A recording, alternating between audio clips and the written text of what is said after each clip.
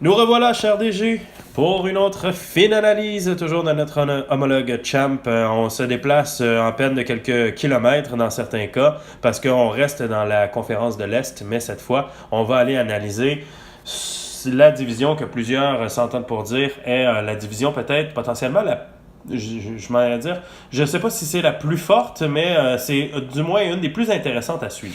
Je te confirme, la plus forte. Une division, la métropolitaine, qui, année après année, c'est pas nouveau de cette année. Ça doit faire 3 ans, je dirais. Depuis des nouvelles divisions. Clairement, quand on a vu l'amalgame des divisions, on s'est dit, ceux qui vont se joindre à cette division-là ne seront pas heureux nécessairement.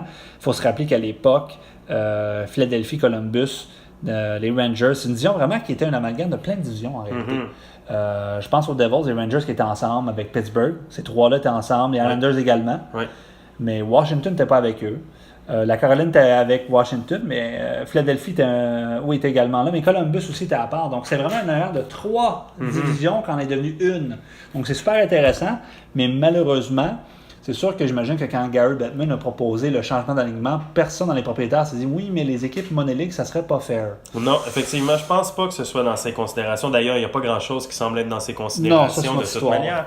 Mais la ML n'est certainement pas dans ses préoccupations premières. Alors à cause de ça, malheureusement, ça en fait des tristes. Mais cette année, on dirait que il y a une expression en anglais qu'on dit keep up with the Joneses, ce qui veut dire on se compare toujours à notre voisin puis on veut toujours faire mieux que notre voisin. Notre voisin s'est acheté une nouvelle, je sais pas, il s'est acheté une Subaru quelconque et là on dit ouais mais moi j'aurais acheté une Audi puis là l'autre va s'acheter une Ferrari, etc. Alors cette année on a un peu assisté à ce phénomène-là, c'est-à-dire qui a le plus gros pénis parmi les 8 DG dans la division et ma foi plusieurs en ont des grosses. C'est ce qu'on a découvert. C'est quand même c'est vraiment une division de grosses graines. Oui, une division de grosses graines. Alors, parlant de grosses graines, je vais commencer avec la première de ça, celui qu'on a. Mais là, juste avant, étant donné que c'est une division qui est quand même beaucoup de parité quand même, comment tu as procédé là? Un pile ou face, un Amstramgram piqué collégramme? Comment tu y as été là? Ça n'a pas été facile. J'ai fait appel à mon chat Cupcake. J'ai donné des noms. Puis elle avait des réactions incompréhensibles. Mais quand même, je ne savais plus m'aider. Non, sans farce, j'ai vraiment été avec mon instinct. Il n'y a pas eu à la clumsy que le 7e défenseur est supérieur au 8e de l'autre. En position défensive, dans un cas de piqué à 3. Oui, piqué à 3, effectivement. Donc, non, j'ai pas été sur là. Sur la route. Oui, sur la route. Les soirs d'hiver de décembre, où la lune est en verso. C'est ça. Donc, non, j'ai été plus simple que ça. Alors, pour moi, cette année, l'équipe qui a tenté de montrer qui avait la plus grosse, finalement, c'est les Flyers de Philadelphie. Une équipe qui a, je pense, remplacé les Capitals de Washington dernièrement dans la souffrance de manquer les séries de justesse. Ben, c'est sûr que les Capitals n'ont jamais connu de décès. Mais malgré tout, non, c'est vrai, ça, c'est une grande souffrance, ça c'est sûr. Alors, tel Marc Arcan, la rédemption, peut-être Jonathan Girard, la rédemption ici. Alors, je pense que les Flyers, avec Patrick Kane, sûrement son nickname est Kaner, j'imagine. Oui, parce ou Kaney, peut-être. Kaney ou Kaner, des deux. C'est ajouté à la formation et le Mexicain Austin Matthews également. Donc, pour moi, ça, c'est quand même, on fait des blagues ici, là, mais Patrick Kane est probablement le joueur le mieux coté de la Ligue avec 94 de puck handling. C'est tout simplement incroyable. Austin Matthews, déjà sa première année, 82 scoring. Je me souviens encore de l'accolade que j'ai faite lorsqu'il a gagné la loterie pour Austin Matthews. Et c'est d'ailleurs, si on se rappelle bien, cette accolade-là qui a débuté la loterie maintenant, qui n'est plus la même. Alors voilà, Jules, ça aurait été tout un cadeau du ciel, pleinement mérité, mais quand même qui fait toute la différence ici. Alors, c'est pour ça que moi, je place les Flyers numéro 1 avec Getzlaf au centre avec Matthews. Déjà là, c'est 2 centres élites. Patrick Kane avec Zach Parise, avec Silverberg et avec surtout Philippe Forsberg. Donc, on a quand même 2 très beaux trios. On a des Bacchus, des Foligno également, comme sur la 3e ligne, qui est, exceptionnel. Très bon, disons, sur la Ligue. La défensive, pas poreuse, mais sans être dominante. Adam Larsson, Dion Phaneuf, Jay Boomester, Jonas Brodin, Hjalmarsson. C'est tous des bons défenseurs, mais pas un qui est élite. Et devant le filet, Corey Crawford, parlant de grosses graines, Corey Crawford, Canada Pepsi, 84 overall, Mike Condon 76 overall. Donc, Donc, beau tandem. Voilà. Donc, il n'y a pas vraiment de faiblesse autre que. Et ça, me semble que si on pouvait écouter toutes les MLC forts, on dit toujours que Philadelphie manque un défenseur de premier plan. Ah, celle-là aussi, je la voyais pas venir, tu vois. Voilà. Alors, voilà pour les Flyers. Pour moi, c'est l'équipe. Oui, c'est un peu surprenant, mais je place les Flyers premier cette année. Ben, surprenant en même temps avec les éléments que tu viens de nommer, ça reste quand même extrêmement talentueux. Oui. Mais le talent, c'est pas ce qui manque dans cette division-là. Allons-y de la deuxième formation que tu as choisie pour se retrouver au deuxième rang toujours de la division métropolitaine. Oui, eh bien, on y va avec le DG qui échange plus vite que l'éclair. C'est quoi de dire, mais c'est un jeu de mots en plus ici. Le DG qui échange plus vite que l'éclair, oui, c'est pas un de nos deux DG les plus. Oui, c'est vrai. Alors, oui. Les Blue Jackets de Columbus, qui je place deuxième, avec le meilleur duo, je pense, de l'histoire de la Money League devant le filet, avec Corey Schneider, Devon Dumnik. C'est sûr que c'est un ajout de taille là, quand même. Oui. Là, déjà qu'il n'était pas à plaindre avec le gardien de but qu'il avait, mais là, aller chercher Dominic en plus, c'est quand même... Oui, et Ivan Provorov qui s'ajoute en tant que recrue, déjà avec quand même des belles cotes, 80 défensifs à sa première année, c'est impressionnant. Joe Pavelski qu'on ajoute également, qui va venir ajouter à cette attaque qui est déjà quand même une attaque dévastatrice. Ben, si on regarde l'attaque, Pavelski, Giroux, Voracek, Pasternak pleinement coté, Brandon Shen, Wayne Simon, Boone Jenner, la défensive Gottesberg qui est très fort aussi comme défenseur offensif. Pour moi, je vois vraiment une équipe qui, la seule faiblesse, c'est peut-être l'ajout d'un deuxième défenseur dominant et je suis persuadé que ça va se faire dans les prochains mois. Faut dire qu'il y a quand même une défensive qui est très intéressante avec Ellis, Trouba, Provorov qui s'ajoute en plus. Donc c'est quand même une équipe là, qui va être à surveiller, même plus qu'à surveiller, là, qui pourrait très bien chauffer les fesses là, de la grosse graine à Félix. Il pourrait gagner la division, c'est clair. Puis en plus, on a un Pavel Zacha qui est là. On a beaucoup de jeunes joueurs. On a un Nick Shore. Et on a de la relève à n'en plus finir, honnêtement. Là. 5, 6, 7, des très bons joueurs, les gardiens en relève qui sont là. Je pense également, j'ai un blanc pour le premier choix cette année, un Suédois repêché en première ronde par Vancouver, 5e au total. Elias Peterson, on a été chercher. Donc non, vraiment, l'avenir est là, présent, futur, tout est là. Il y a une équipe que probablement il attend de savoir où on va le nommer parce que habituellement il entend son nom souvent au tout début de nos segments où on place les leaders de division, les Hurricanes de la Caroline que tu places en 3e place. Je place les Hurricanes cette année en 3e place, pas parce que je pense que l'équipe n'est pas bonne, mais simplement parce qu'on ne s'est pas vraiment amélioré cette année. Donc pour moi, c'est le statu quo. Avait-on vraiment besoin de s'améliorer? Pas tant que ça. Steven Stamkos, c'est sûr que c'est pas mauvais. Des Alex King, des TJ Oshie, des Ryan Kessler, Tyler Johnson, Justin Williams. Mais tu remarqueras que dans les attaquants que je te nomme, sauf Steven Stamkos, Alexander Steen, TJ Oshie, Ryan Kessler, Tyler Johnson, Justin Williams, c'est pas des attaquants qui sont bons, mais qui sont pas élites. Non, mais c'est sûr, TJ Oshie a connu une bonne saison oui. L'an dernier. C'était une de ses meilleures de mémoire. Oui, mais on s'entend que Oshie, on sait qu'à long terme, ça sera pas un joueur comme ça, pas avec son style de jeu. Donc pour moi, les Hurricanes, c'est une super formation, puis j'aime toujours les choix qu'on fait au pêchage. On va toujours chercher des bons joueurs. Puis Ben Bishop devant le filet, avec Peter Budaj, je pense que c'est un bon duo. Budaj 600 000, c'est parfait pour l'équipe.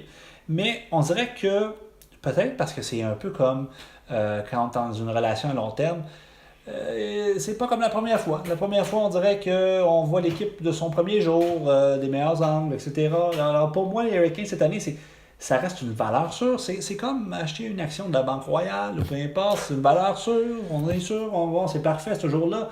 Mais personne n'est excité en achetant une action de la Banque Royale. Hein? On va pas dire wow. Pourtant, le upside peut être quand même très intéressant. Oui, ça peut être très intéressant. On a des bonnes dividendes.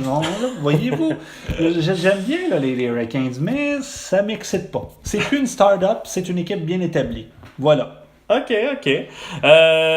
Donc maintenant, quatrième équipe qui logiquement aurait pu rater la danse printanière, mais vous l'avez peut-être entendu dans le premier segment si vous n'écoutez pas que votre formation, que les 5 équipes de la métropolitaine vont faire les séries selon toi, les 5 premières. Donc la quatrième équipe à faire à se hisser dans le palmarès de la métropolitaine, pour toi c'est les Islanders de New York. Les Islanders de New York, ça peut paraître surprenant, mais avec toutes les acquisitions qu'on a fait cette année, je pense entre autres à Brent Seabrook et Brent Burns, donc on aime bien les Brent ici, et Henrik, le magnifique Longvis, Et en plus de ça, quelques recrues qui arrivent, dont surtout Mitch Marner.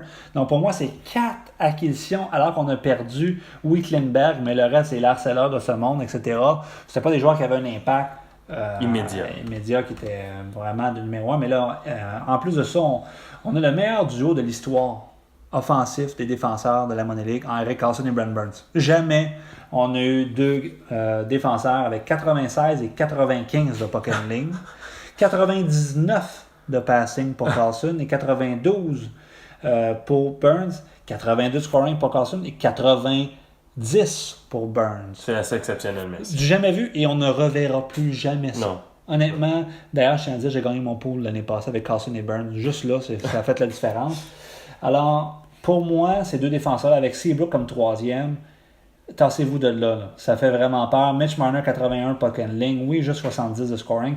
Alex Wennberg, ça, c'est le genre de joueur que si on ne suit pas vraiment le hockey, on fait pas si excitant, mais finalement, on se rend compte que l'an dernier, il y a eu une super saison. Ben oui, 84 de passing, 81 puck handling. TJ Brody comme 4e défenseur avec 86 de passing. Ça n'a pas de sens. Cette défensive-là est tout simplement incroyable. Henrik Lundqvist, je suis content de le voir là. Moi, Henrik, on sait, c'est mon homme depuis toujours. Je pense qu'il va finir sa carrière à Long Island ou à Brooklyn, maintenant, devrais-je dire, dans une formation hyper intéressante. Donc, pour moi, les Islanders, c'est une équipe que je pense que j'ai un peu critiquée dans le passé. Je trouvais que, bon, oui, le DG est toujours bien repêché, mais il n'y avait pas beaucoup de mouvement. Mais là, cette année, en fait, il y a vraiment eu, il semble vraiment se dire, si je veux pouvoir performer dans cette division-là, j'ai pas le choix, je dois me la sortir. Et voilà, alors ça l'est sorti de belle manière. Alors pour moi, les Islanders de Brooklyn, ils sont 4e, pourraient-ils être 2e, pourraient-ils être 1er, 3e? Oui, honnêtement, mais je les ai placés 4e pour la protection. Et comme 5e et dernière équipe, je dois t'avouer que si j'étais derrière mon écran sans savoir ce qui se passait, je serais hautement stressé présentement. Mais vas-y, je te laisse annoncer la 5e équipe qui fera partie de la danse printanière, mais peut-être de justesse. Eh oui, effectivement, là, je les Capitals de Washington, que je vois évidemment, que je vois en série, parce que ça n'a pas toujours été le cas dans le passé. Non. Mais c'est une formation qui, année après année, je dirais, nous surprend toujours dans sa déception. Mais je pense que depuis 2 ans, c'est quand même une déception qui est moins amère. Oui, effectivement. Plus réaliste. Mais c'est une équipe très forte, mais qui n'a pas beaucoup changé. Un peu comme les Hurricanes. Donc voilà pourquoi je les ai placés 5e en série. Mais a-t-on vraiment besoin de changer lorsqu'on a Malkin, on a Edmund, on a Panarin, Josie, Kopitar, Mark Stone, Carl Palmieri, Henrik Sedin, Ryan McDonough, Carey Price. On n'a pas tellement besoin de changement. Mais malgré ça, on a perdu quand même Daniel Sedin à l'expansion, puis on a perdu Josh Manson, mais qui n'avait pas d'impact dans l'équipe. Donc c'est vraiment Daniel Sedin qui a quitté. Panarin est pleinement coté, mais dès l'année passée aussi, il était quand même bien coté, mais pas comme là. Donc c'est une équipe qui, je m'attends à voir encore bien performer. Carey Price a durabilité à 64, ça fait peur. Donc voilà également la raison pourquoi je les ai placés 5e. Johnson, avec son 77, je pense, 77, oui. OV, va aider clairement à pallier à ce niveau-là. Mais ça reste que pour moi, les Capitals, cette année, c'est une équipe que je pourrais voir faire les séries, j'allais dire de justesse, mais bon, serré. Mais il faut filer, je dis il faut filer. Se rendre loin en série quand même. Mais il y a un peu moins de wow dans cette formation-là, un peu comme les Hurricanes. Pour moi, je les place un peu dans la même catégorie, c'est-à-dire... un est la RBC, l'autre, je sais pas, la TD, voilà. Alors, les Capitals sont la banque TD. Est-ce que tu vois ces 5 formations-là que tu as placées en séries éliminatoires? On le sait que ça va être une lutte chaudement disputée. Crois-tu que ces 5 formations-là peuvent atteindre le plateau des 100 points en saison? Ouf, ça c'est une bonne question. Dans le passé, je t'aurais dit oui, parce que les équipes en dessous étaient plus faibles. Là, c'est sûr qu'on vient s'entretuer dans la division. Et comme j'estime qu'on s'est amélioré de ce côté-là dans le bas du classement, je pense que ça va être difficile d'aller chercher 5 formations de 100 points. Et là, ça m'amène sur une question. Tu m'amènes un point que je trouve bien intéressant. Le fait que justement cette division soit si forte et que les équipes vont s'entretuer, est-ce que tu pourrais voir peut-être que ce soit l'Atlantique qui viennent mêler les cartes là, avec des équipes qui viennent se hisser là, parmi les équipes repêchées, étant donné qu'il y a des équipes plus faibles? Plus faibles dans la division, c'est vrai. Ça serait logique. Puis honnêtement, les autres années, j'aurais dit ça. Mais malgré ça, ça fait des années que ça n'arrive pas. Donc, pour moi, à cause de ça, je vais y aller encore là avec un blue chipper et te dire que ça va être encore 5 équipes qui vont se glisser. Mais s'il y avait une équipe qui pouvait se glisser de l'autre côté, ça ne serait pas Montréal. Pour moi, ça serait Boston qui irait chercher un gardien de but. OK, intéressant. Bon, évidemment, on ne passera pas sous silence quand même les 3 équipes qui, malheureusement, ratent les séries éliminatoires, mais pour autant, ça ne veut pas dire qu'on ne parlera pas de ces formations-là. Il y a les 3 autres équipes de la division, il y en a des très intéressantes malgré tout. Tu as placé tout juste derrière Washington les Rangers de New York. Les Rangers de New York, c'est une équipe qui a apporté beaucoup de changements cette année, mais du changement qui est positif.